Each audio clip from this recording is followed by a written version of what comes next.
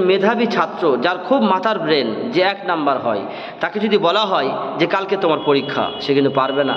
তাকে প্রস্তুতি নেওয়া লাগবে, কিছুদিন পড়তে হবে, তারপর সে প্রস্তুতি গ্রহণ করতে পারবে।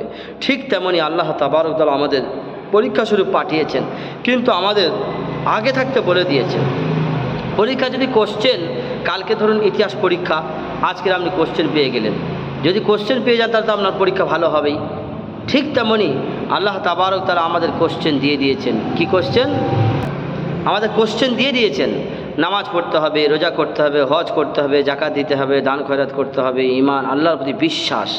তো যাই হোক, আল্লাহ তাবারক তাআলা যেগুলো কোশ্চেন দিয়েছেন, এই জন্য আল্লাহ তাআলা বলে দিয়েছেন চুরি করা যাবে না, হারাম করা যাবে না, মানে অবৈধ পন্থা অবলম্বন করা যাবে না, হারাম পন্থা উপার্জন করা যাবে না, কাউকে হত্যা করা যাবে না। যা যে কোশ্চেন আল্লাহ তাআলা দিয়েছেন যে তুমি নামাজ পড়বে। আচ্ছা, আমাদের তো কোশ্চেন, আমরা মায়ের পেট যখন বেরিয়ে এসেছি তখন থেকে আমরা তো সব জেনে জেনে আসছি, জ্ঞান হওয়ার পর থেকে। আমরা পাস করতে পারবো? পরীক্ষা যদি একদিন আগে কোশ্চেন বেরিয়ে যায়, আমরা পাস করতে পারবো, কি সুন্দর লিখে ফেলবো। কিন্তু আমাদের কোশ্চেন তো আগে থেকেই দেওয়া হয়ে গেছে, আমরা পাস করতে পারবো তো ইনশাআল্লাহ?